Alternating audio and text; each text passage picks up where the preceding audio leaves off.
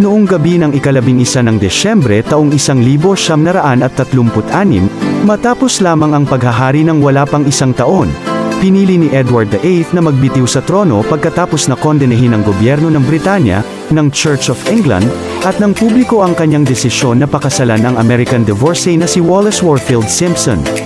Siya ang naging unang English monarch na kusang loob na nagbitiw sa trono.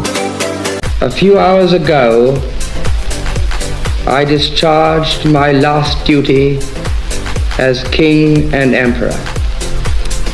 And now that I have been succeeded by my brother, the Duke of York,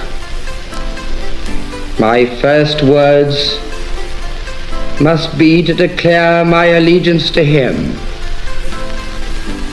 This I do with all my heart.